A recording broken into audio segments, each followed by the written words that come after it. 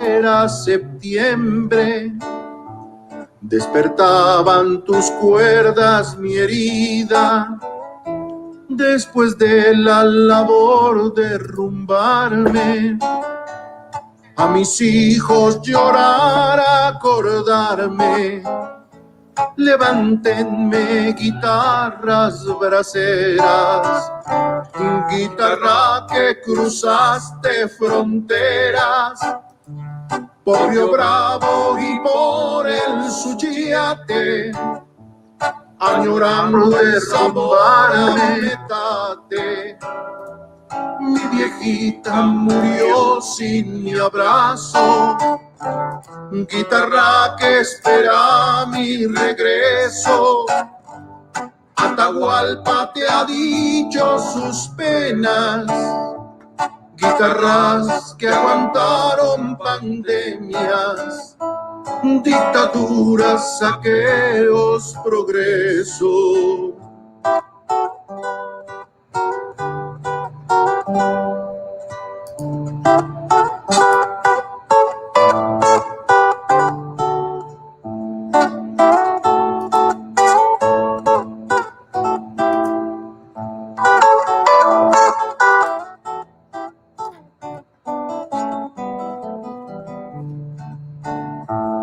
Mi guitarra conoce el dolor, ella sabe que tuve que irme. La pobreza me hizo salirme. Mi guitarra conoce el dolor, guitarra que cruzaste fronteras, por Río Bravo y por el Suchiate, añorando el sabor a metate. Mi viejita murió sin mi abrazo, guitarra que espera mi regreso. Atahualpa te ha dicho sus penas, guitarras que aguantaron pandemias, dictaduras, saqueos, progreso.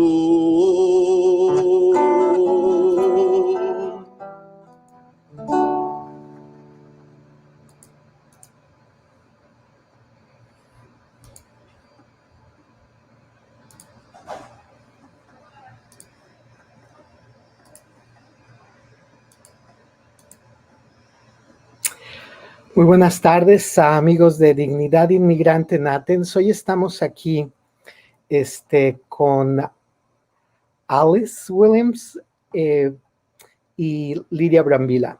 Hoy tenemos un programa especial y va a ser hoy en inglés.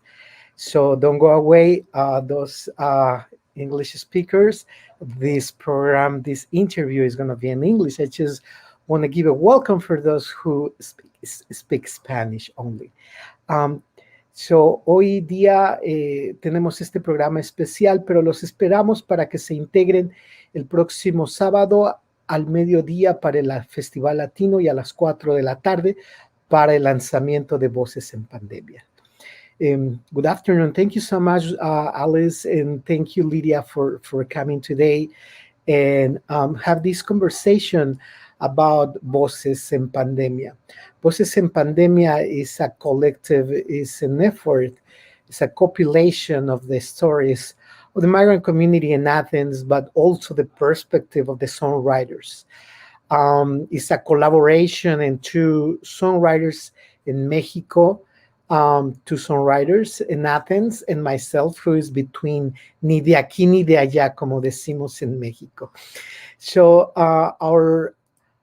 our work basically was to compilate these lyrics. The Fondo Solidario, which is like the mutual aid for the migrant community, had collect these stories. The people who has been asking support, they tell us their stories, and we share these stories with with the songwriters, and they make a song about these stories. That is the first part of the project Voces en Pandemia. And well, before anything, I want to just to know a little bit more about the people who we have here. I want to introduce Alys. I know Alys for a long time.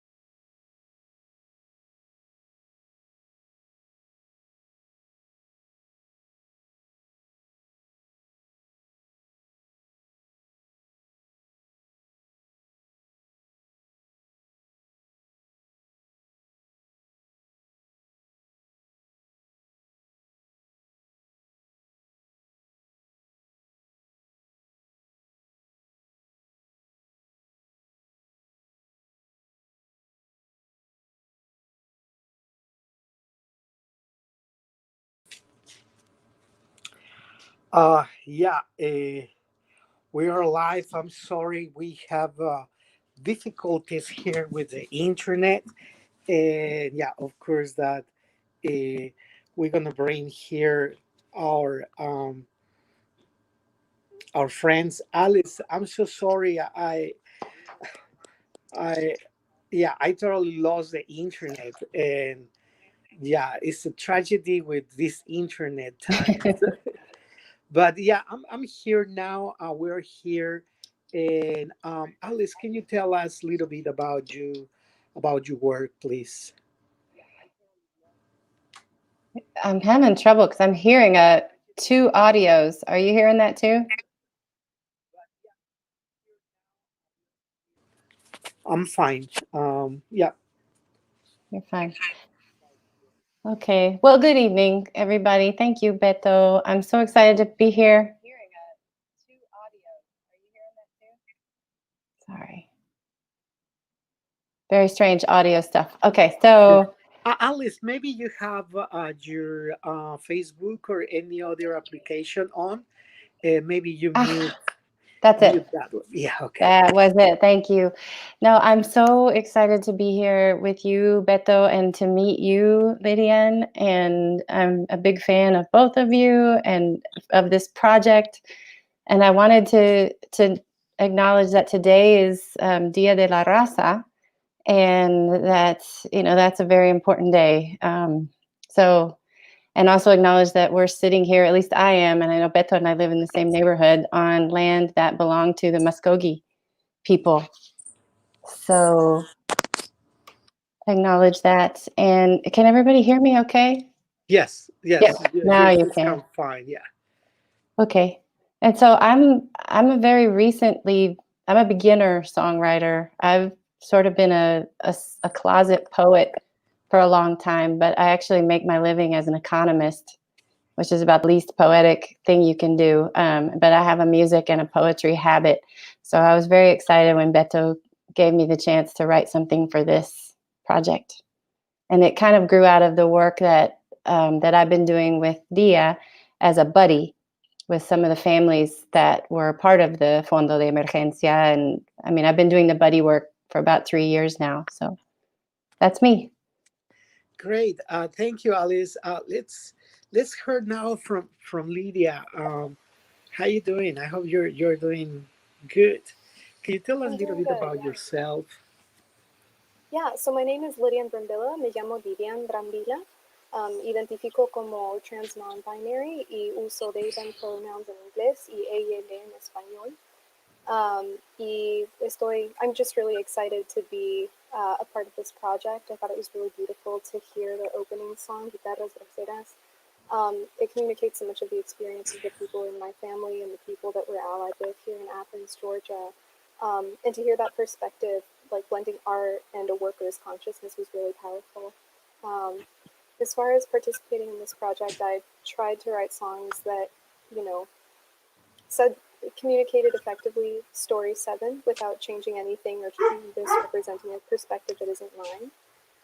And for my second song, Moon is a Homeland, I was just really excited to play with like how fiction can help us re-envision other futures. Great. And now you are bringing the stories. Tell us about the story you pick up. Why you pick up that story, if you want to tell us.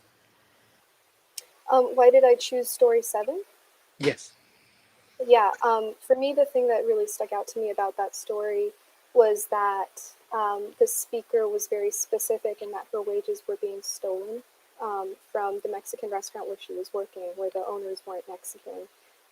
But her work, her expertise, her knowledge, all of her life experience was being stolen from her.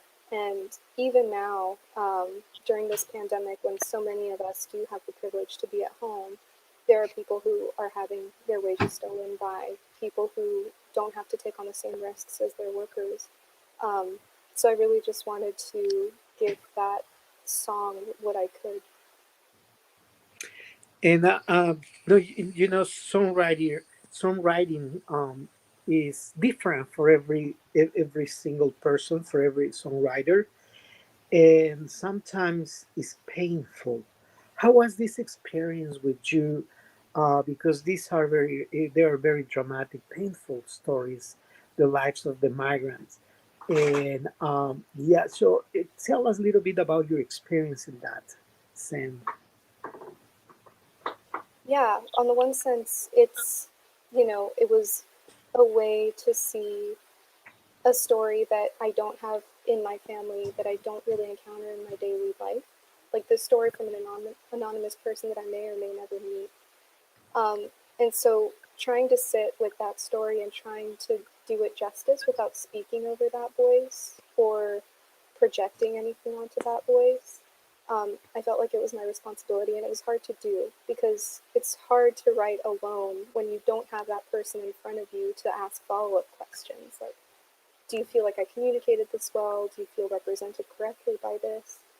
I can't say that it was painful, but it not nearly as painful as the story that I was trying to communicate or share in that story. But it was a concern. Well, I have to say, because I have the privilege to hear your song, um, and it moves me, man. It reflects somehow the melody, the voice, and the way you project that. It moves something inside me. It touched me very deeply, and I want to thank you for that. I think that is beautiful what you what you did, and the way you deliver that message. So now you were saying that a the process you have questions is you need to fill it up, these spaces, these gaps, as a songwriter, as a storyteller. How difficult was that process with that, with the other information is missing? I'm not sure I understand the question. I'm having some issues with the connection. Could you repeat it? Yeah, in the process of making the song, and with the little information you have from the story, how difficult, or what was the steps you took to make the song happen without those parts were missing? So what I tried to do was just kind of take apart so we were given the stories. There were 2 or 3 paragraphs long. So I tried to cut up the order of everything. I literally printed out on a piece of paper and cut out the lines so that I could move them around, see what seemed to flow best in the song form. And then once I had put something together that felt like it flowed poetically, then I tried to put music to it and to play with different chord progressions. And the chord progressions I ended up picking out are, I think, pretty traditionally minor. There's my dog. Buddy says hello. Come on, bud. Let's go. But yeah, just kind of a process of putting it together in a different order and trying to get interesting results. Well, this is a long process sometimes, and it's different for every artist. Eh, and most of the times, we we have to go different ways to make it happen. In that, uh, uh, say that process sometimes is difficult for someone, and in some, for some songs there are uh, a more easy way. So let's ask Alys, how was your experience in this process? Well, I think similar in some ways, but also a little different in that I had the privilege of knowing some of these folks that for that these testimonies are from, and so I was able to. I had heard some of their stories, and I decided that I didn't, like LyDian was saying, I didn't really want to appropriate a story of somebody else. I didn't want to colonize somebody else's story. That's not fair. And so I was actually very challenged writing in English to begin with, because it sort of felt like I was stealing a story and making it into something that was mine. So I felt like I had to be careful with that. And one way that I dealt with that was I took these stories became a composite. They're about a composite of people. They're not one particular person's story. There are maybe 3 or 4 different women that inspired each story. Because I tried to do, LyDian, what you mentioned, I tried to just take the words and make a song out of them. And it felt like it just felt ingenuine and like I was stealing something that wasn't mine. So I did it the other way in English. And so one of the things that poets do and songwriters do is that we catch a moment and we hang on a moment. And then that moment can become the art. And so these 2 songs came out of 2 moments in stories that had been told to me. One of the moments was a woman describing to me how she had, her partner had beat her in the front yard. And when she was telling me this story, she put the emphasis on in the front yard. It was like, it's one thing to get beaten. Most of us get beaten at some point, women in general, but in the front yard.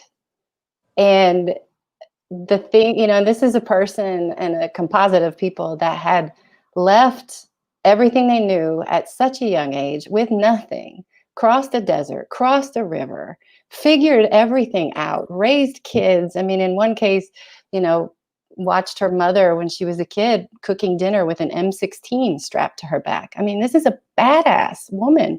And now she's getting beat in the front yard. And she was just telling me this, and and her story turns out much better. She was not having it, you know, and that is what the song is about. It's like you don't go through all of that to let some a-hole beat you in your front yard. And and it's like the word resilience doesn't even begin to capture that. And the second song, Mangoes and Fire, was based on a story that I heard while I was it started with a story that I heard while I was accompanying a woman to court where her husband was facing immigration charges. And she was telling me about having gone to her daughter's parent-teacher conference recently and how strange it was to hear her daughter speaking a language that she didn't fully understand to this teacher that she couldn't fully communicate with, and how she had all these words she wanted to say. And it was like her mother's voice coming up into her throat, but the words didn't make any sense to these in this context. And it was that feeling of like, you know, what you have to say doesn't make any sense right now in this new place. And yet you have this daughter who is navigating it with ease. And so it's almost like you don't even understand. Like she was telling me how her daughter almost seemed foreign to her. And so I kind of hung on that moment and wrote the song around that. And that is the second song. So we have the commitment to make one song. We pick up one of the songs and the stories. Oh, okay. And the other song, it was about, the idea was to give, say something, your own perspective. And you chose Mangoes and Fire. And why you chose that particular song?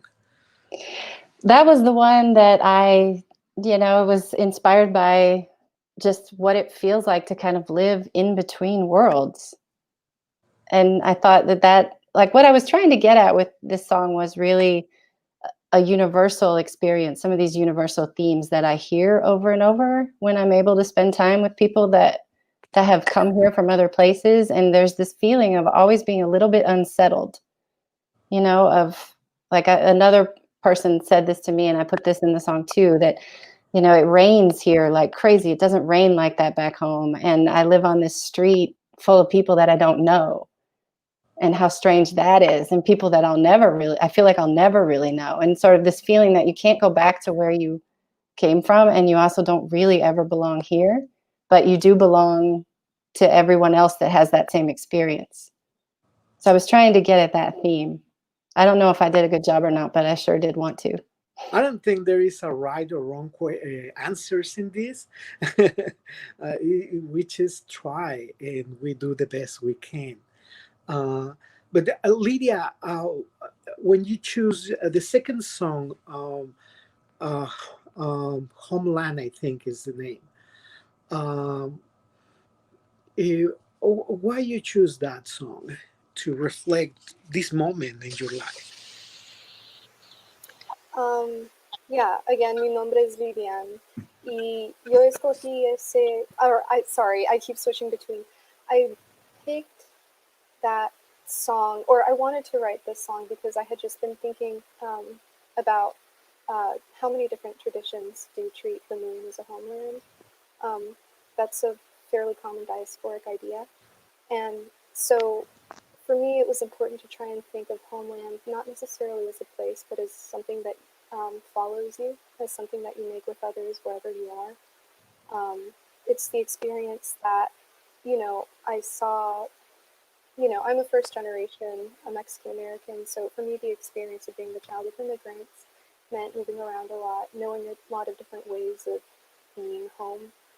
And a lot of the time it wasn't necessarily the case that any place felt like home because of early economic circumstances. So to just focus on this celestial object that's always with us and constantly changing, moving so many different aspects of our environment, it's a song that's about climate change, and it's a song about displacement, and I hope I was able to communicate that effectively. Yeah, I think it's a great song that you wrote, and you wrote this song especially for this album. That's right. Wow, it's amazing. I have Thank you, Beto. when I build my songs, one of the songs, the song I choose for this album, it was a song I was working. It was song in progress. But the story I choose, it took me longer. For me, songs took months, sometimes years to cook. And I started working with Silverio back in Mexico, and he's a great songwriter. He was my guitar teacher many years ago, and now I went back to him, and he helped me to finish this song, Tus Juegos y Mis Penas. And I had the same experience that I have the story of this person. Daniel is how I call him in the story. And so basically, they called me, somebody from the community, looking for help for a family, and they gave me their number, and I called, and this person answered with this very deep voice, and you can hear that he was in pain, and it was difficult. He took times to keep talking, and I heard that it was difficult to breathe for this person. So he was sick, and basically what he told me that there's two people sick here. We don't have any medicine. And I said, why you don't go to the hospital? You should go to the emergency room. And he was like, well, we just heard that Donald Trump saying in national television they're going to deport anyone who went to the hospital. And also we saw this news in California, ICE pick up an undocumented immigrant from a hospital.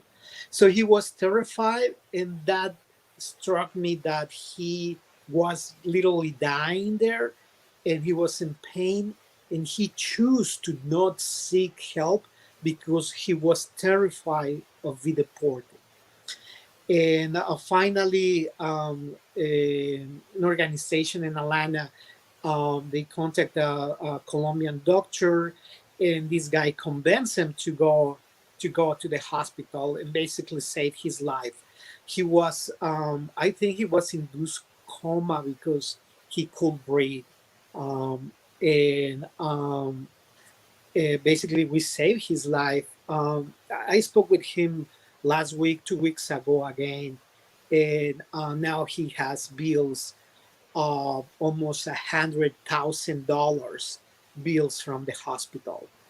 And so, I mean, the tragedy is still there. After this time without work, he could not find work anymore, and his older work, his other job, they don't want him because he had COVID, and they don't want him because they think he's still infectious. And to find another job, they're asking for him to take the test, and for some reason, the test keep coming back positive for him. So it's still that this guy's in a lot of trouble there. Um, so yeah, I just keep talking about the story of Daniel, and I misplaced this. The other stories, the disc and all the stories around. But Alys, you have your guitar with you, and you want to give us a little bit of the music and maybe bring something. You want to do that right now? I could, yeah. I have to recognize that my star guitar player is not here. My son played the guitar in the recording. And, I just can't believe that this 15-year-old doesn't want to hang out with his mom every minute and like play guitar with her, but he's weird that way. So, anyway, I'm sorry that Nico's not here, but I'm going to do my best. So this is the song that I wrote for the album. And do this. It's called Like a River, like the river. I'll just play like a little bit of it, like you said.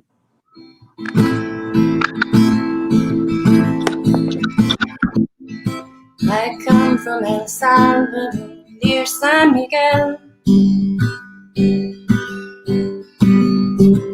Tiny town on the Panamericana. I was 3 when Papa marched off to the monte. Watched my mother cook supper. M16 on her back.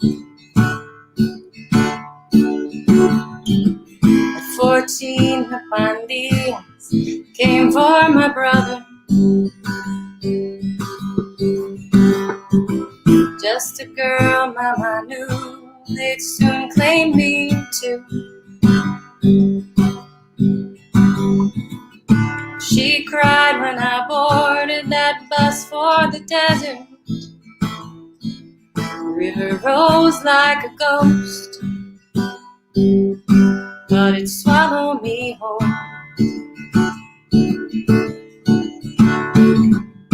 Sometimes I don't know the right thing to do. Sorry. This life that I'm leaving's all I've got to lose. The choices don't get any easier. Oh, but they sure do get clearer with time. Like the river I rise. Like the river I rise.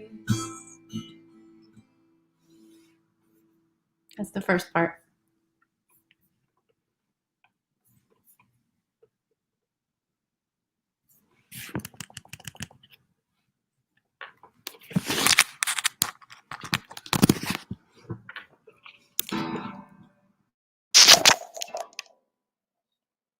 I think you're muted, Beto.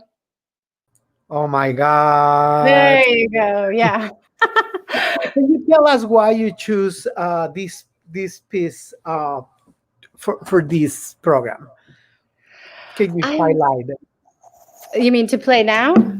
I just feel like this song, I felt like came, I was struggling to write this, and I had, some lines, but they weren't making any sense. And then I sat down with Nico, my son, like I said, and I played like the basic chord progression and told him what I was trying to do. And it was one of those magic moments where in 20 minutes we had it.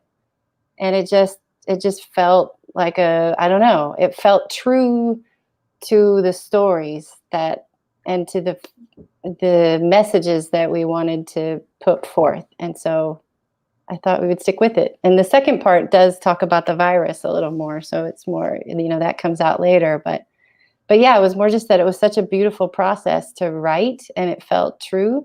So I think that that's the best art, right? I think that's really the only art. It's when it's true. Lydia, if you have to pick up a phrase or something from the songs you bring to the album, which one will be? Do you mean which songs I would like to hear from the album? Say, if you can present right now a small part of one of your songs, like Alys, just present a little bit, which you think will be you be choosing? I'm so sorry. I actually don't even have my guitar right now. Oh, I'm fully no. unprepared. But if I could, I would probably do The Moon is a Homeland. The Home I hope you'll Song. hear it when it comes out on the compilation. Yeah, it's beautiful. And so that is an evocation of um, the land we wish, or the promised land, or the land maybe we come from, but not that specific country, but more like what we remember, would give us comfort, what we call home. That's right. That is, Yep. It's just something that's always with us. and why the moon? Um, because it's constantly changing, because it influences the tides, because it's something that belongs to no one and can't really be ruled by anything, even though different countries try to plant their flag on it. It doesn't really mean anything because it belongs to everybody no matter what. Well, for our audience, this coming Saturday, October 17, we will have for the first time the presentation of the Voces en Pandemia, and you will have the opportunity to download for free this album. And we hope you can share with other people. The idea of this album, Lydia, Alys, they are not here for the money or to sell or become famous. We try to project their voices of our community, the people who live in Athens, but they're being invisible, they're being in the shadows. And we don't try to diminish the suffering of African American or poor Athenians, other people who's suffering under pandemic, but we have this close relationship with the migrant community, and of course it's been hard for most of the migrants, not only in Athens, all around the nation. So this coming Saturday by 4 p.m., you will have the opportunity to hear more, to hear the whole album, but also to hear the introductions from the people who make the songs, from Lydia, from Silverio, from Francisco, and from Alys. Well, just to wrap up this interview, I'm going to apologize for the problems we have with the internet and for the spontaneous interview, which is made and is in a style more than a mistake to try to bring the spontaneity and have a conversation. But thank you so much. I want to ask if you want to say something to the public about the album, why they should listen, why they should share, and a final thought.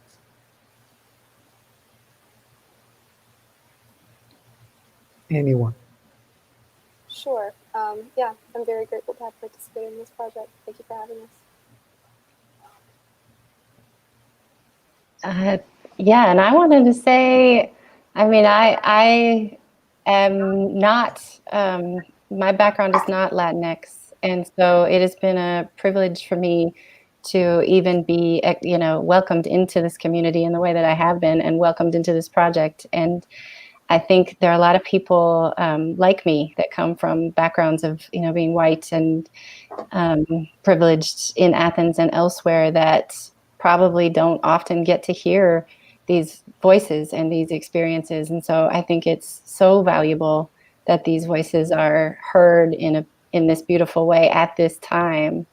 And not just because things are hard, but because there's so much that we have to learn from one another. And our community is only stronger when we can hear everybody's voices equally and in these beautiful ways. So I'm thankful to the people that run the Fondo de Emergencia that really keep things going. I'm thankful to all the people I've met that are part of the fund and that have benefited from it in different ways. And especially thankful to Beto for all that you do in our community, and that, often is not seen, but is just, we would not be the same without you. So thanks. Thank you, Alys. Yeah, and I will take the opportunity to thank Nucci Space, who are doing the mixing, a cattle studio in Mexico who did the mixing and recording from the Mexican artist, Fondo Solidario for sharing those stories, initiative of Interfaith Sanctuary Coalition and Athens Immigrant Rights Coalition, and community support or civic supporting immigrant families in crisis, and Dignidad Inmigrante in Athens, who did provide a fiscal sponsorship for find a grant. Maybe we will have a grant finally, and maybe we can print some copies of this material. Also, I want to thank Hilda, who is doing the graphic designs for this album, and all the people who is working around. We have some people doing the videos for YouTube, where we're gonna put the translations, as you saw it in the first song, Guitarras Braceras. Thank you so much, everyone here in Dignidad Inmigrante in Athens and all our Athens community. I hope we see you soon, Saturday, for the Latinx Fest at noon, and then at 4 for Voces en Pandemia. Thank you so much. Thank you, LyDian. Thank you, Alys, for being here today.